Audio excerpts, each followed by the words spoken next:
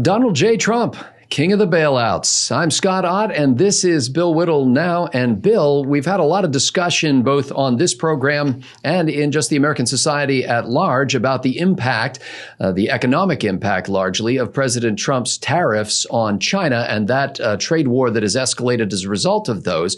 We haven't talked as much about the Department of Agriculture's subsidy of American farmers who say they've been hurt by the fact that China has cut back on its purchases of U.S. agricultural goods. In 2018, the Trump administration authorized some $12 billion in bailout money for American farmers. Again, this year, in May of 2019, an additional $16 billion. Much of that has been paid out already. There's still more to go, but the White House reportedly is realizing that since the Trump administration has continued to make promises to farmers and we're running up against the ceiling that the administration is allowed to pay out without congressional approval, we may have some trouble going into the fall or into the election year. Bill, first of all, when did Republican presidents become such big advocates of special interest bailouts?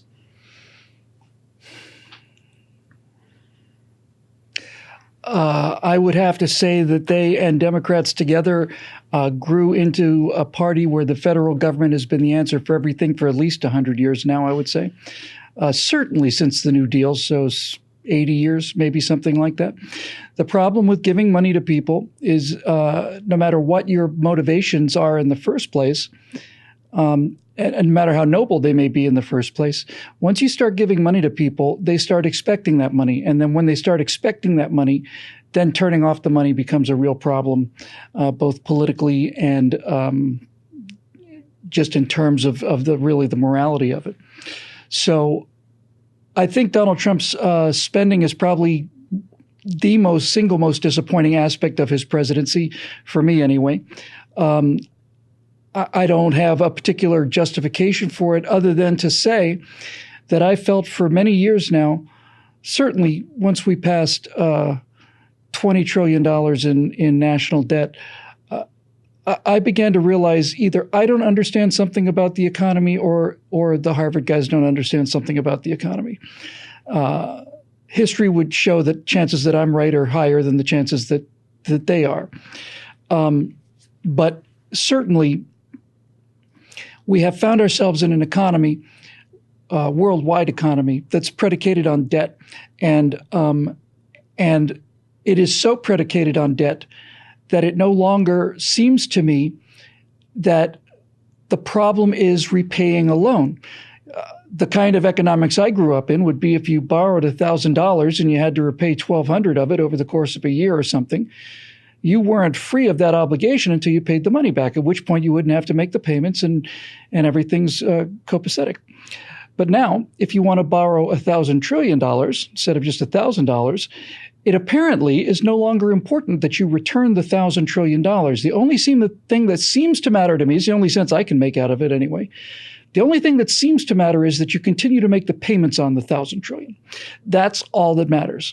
I had looked at the debt crisis for the longest time and wondered at what point are people going to pull the fire bell, ring the fire alarm, and I've come to realize, well, certainly not over any amount of money that we owe, because the amount of money that we owe is literally astronomical. Even when you see it visualized, it's something like 22 World Trade Centers made out of $100 bills, something like that.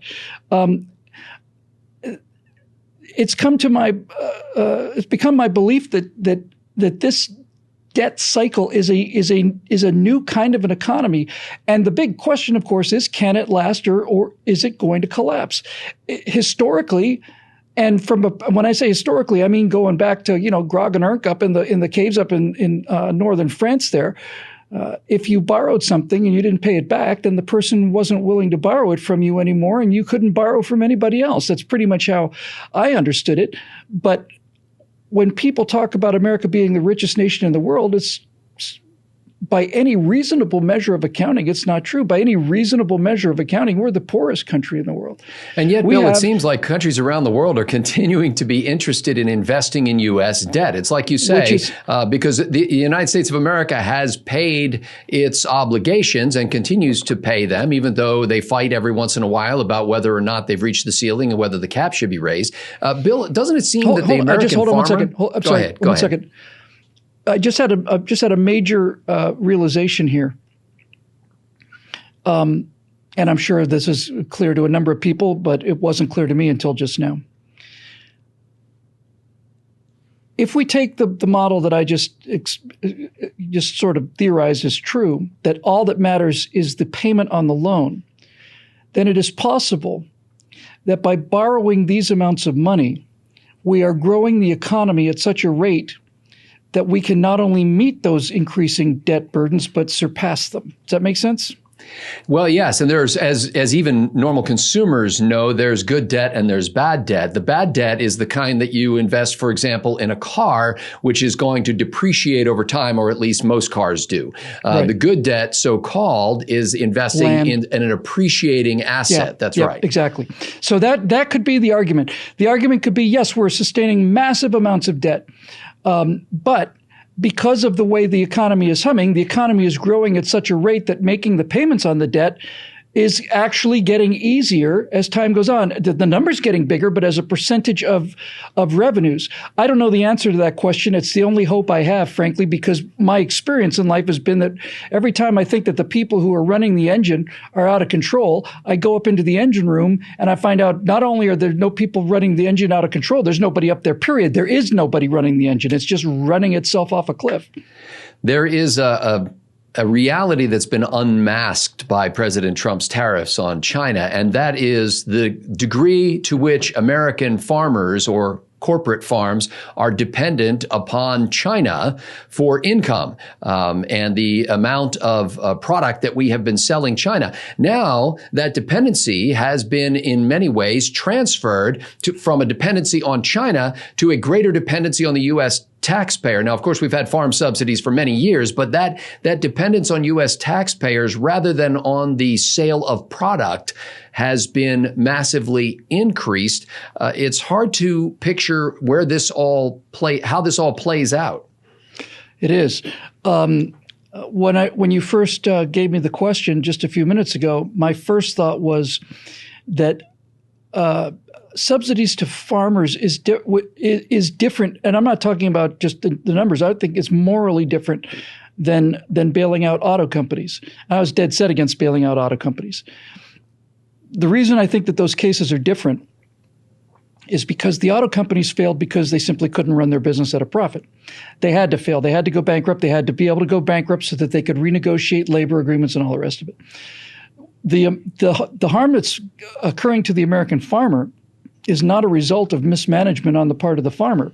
It's the result of a political decision made that they had essentially no say in, certainly wouldn't have liked it if they'd had a chance to vote on it.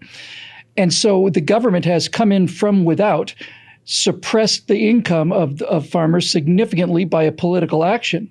And therefore, I feel better about subsidizing the farmers for the loss that they've taken because of the political long-term interests of the United States than I do about bailing out a company that not only was failing, but was incapable of succeeding the way it was structured. And yet, one way or another, the U.S. taxpayer picks up the bill. It seems to me that from the perspective of the Trump administration's actions, either they did not foresee the degree to which the farmers would need to be bailed out, or, is this an unforced error or a self-inflicted wound?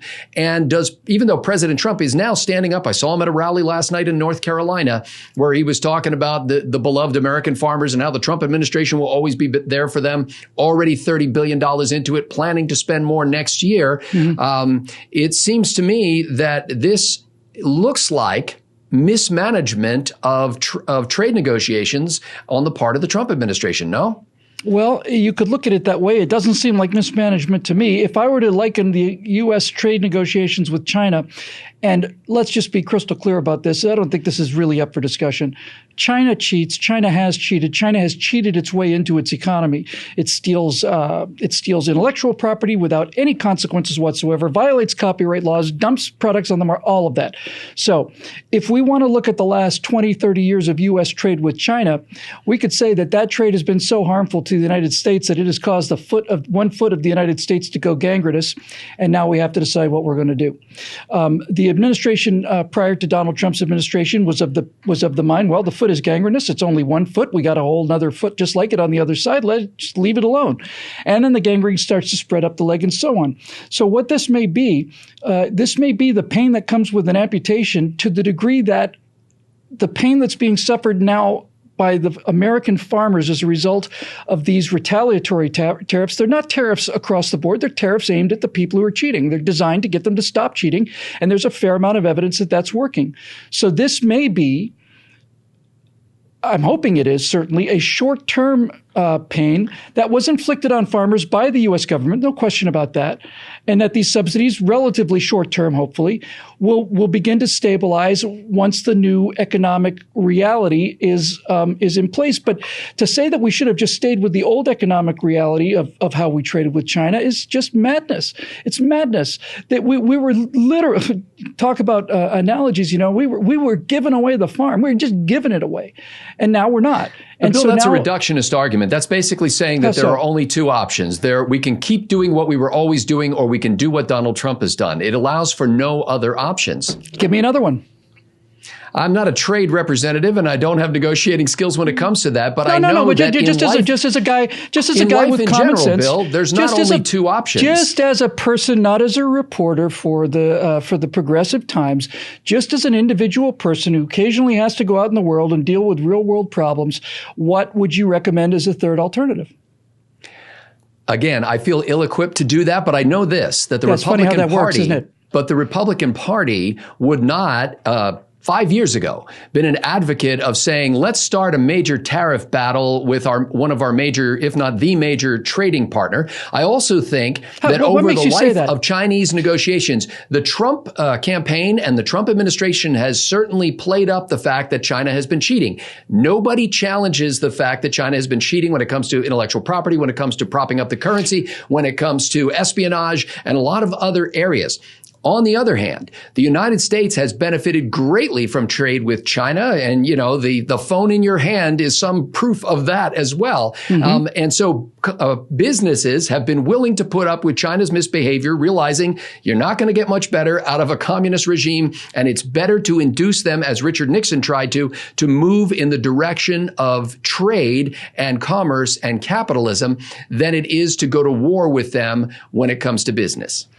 Well, we've tried that policy of just letting China go its own way, and what we found was that the cheating didn't get better as they got richer. The cheating got worse, and the industrial espionage got much worse. Cyber attacks on American businesses got worse, and so if you're telling me that we have a policy of being we're not going to impose tariffs, and the situation for the United States over time continues to decline relative to China, then I'm saying that policy is not good for the United States. So let's try something else. Now, you've raised some serious objections, legitimate objections, to the idea of tariffs that punish Chinese malfeasance. You've brought up some very, very cogent and very real problems with it, damage to the U.S. farmers, increasing the debt, all of these things.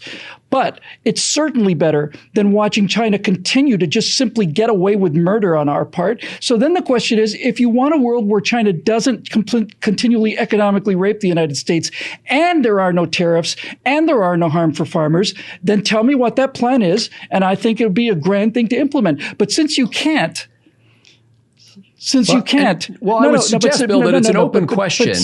Open questions never get answered, Scott. We have to deal with the world as it is now. And what I'm suggesting is maybe there's no answer to this other than the slow but inexorable movement of China toward a more free market system. And maybe this is the price that you pay for dealing with this major source of everything from iPhones to TVs to automobiles. You're defending the tariff now. No. What I'm saying is I'm defending, in this sense, I would defend the status quo and say, it was bad, but maybe not as bad as President Trump made it out to be. And really what he needed was a boogeyman for the campaign. He needed somebody to attack. And so it was China that was the target. Please. If Donald Trump had campaigned against Canada, or Australia, maybe you could make that case. But seriously, honestly, you can't possibly say to me that a president who runs saying that China is our number one threat in the world, you can't possibly tell me that that's an invention designed to fire up the knuckle draggers out in the middle of flyover country. I mean, if you want to argue that China is not the preeminent threat to this country, it's certainly in the top two. So to say that Donald Trump got elected on the basis of making people afraid of something that you shouldn't be afraid of is just plain insanity. It's just plain ridiculous. I didn't say that it's not something that should be of concern or that even the people should be afraid of, although I don't buy that kind of language. You questioned the legitimacy of using China as a campaign part of Donald Trump's election campaign strategy. You challenged it on the basis of this is just kind of boogeyman hunting. You just have to make the scapegoat somewhere, so pick China. That's what you said, not me. So clearly that's not the case. So the question is, which one is better? Do we continue to let the gangrene spread and say, well, at least we don't have to cut off our foot? And then in another 5 years, we'll say, well, at least we don't have to cut off our thigh. And then in another 10 years, we'll say, well, at least we didn't have to cut off the upper part of our body until finally there's nothing but a stupid head remains.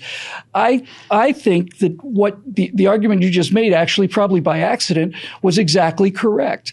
That there is going to be pain involved with changing the relationship with China. No question about that. And no question China's going to simply just take this stuff, that they're not going to just take it and not strike back. I understand that. But when you've got a situation that is deteriorating and you decide to put a stop to that deterioration, then the consequences of that stopping the deterioration are truly on your shoulders, no question about that. But the question is this less pain than what we would endure in the future where we didn't do anything?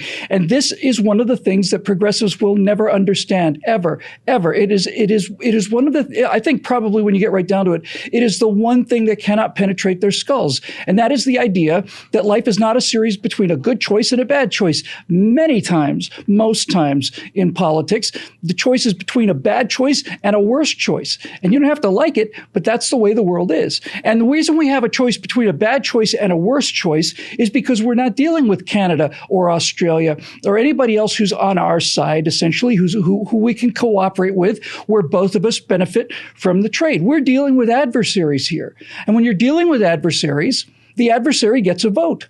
And their vote is to retaliate against these sanctions that have been imposed for their cheating. So we either stop them cheating or we don't. If we do stop them cheating, it'll be because we put enough pressure on them to stop cheating. And there was never any pressure on them to stop cheating. Not only was there any pressure, they were being rewarded for it. So, yes, it's a change of course. Yes, it's hurting people. Yes, it's increasing the debt. From a moral and philosophical standpoint that I outlined earlier, I think that it is certainly less odious to bail out farmers as a result of a political decision that has cost them business rather than trying to prop up a company that's been failing at their business for the last 20 years. So I just come back to the question I asked you a minute ago. If you have a better plan, I'd love to hear it, because I don't think this is a question of good choice and bad choice. I think it's a question of bad choice and worse choice. Well, fortunately, America doesn't look to me for solutions, but only for questions. You know, it occurs to me, Bill, as we were having this conversation, and me being intentionally provocative as I was, that young people may not be able to comprehend something that we experience. When you take a picture today with one of these gizmos, you get an instant crisp image. I see where you're going with this. Beautiful. There was a day when there was a camera called a Polaroid camera that you would take a picture and it would take a minute or 2 minutes or sometimes more to slowly develop. And exactly. And you have to shake it and air it out. And what we're seeing right now in these trade negotiations, I think, is that fuzzy time in between where we don't know which way it's going to go. For those of you who believe in multiple universes, unfortunately, we don't get to monitor the outcome in both universes. Yes, we that's only right. get the one in which we are experiencing this real time. We're grateful for the people who are experiencing this program real time and who make it possible for so many others to do so, thousands around the world, because of their generosity. If you'd like to join them, you can go to BillWhittle.com and click the Become a Member link. For Bill Whittle, I'm Scott Ott. Thanks to the members for making this happen.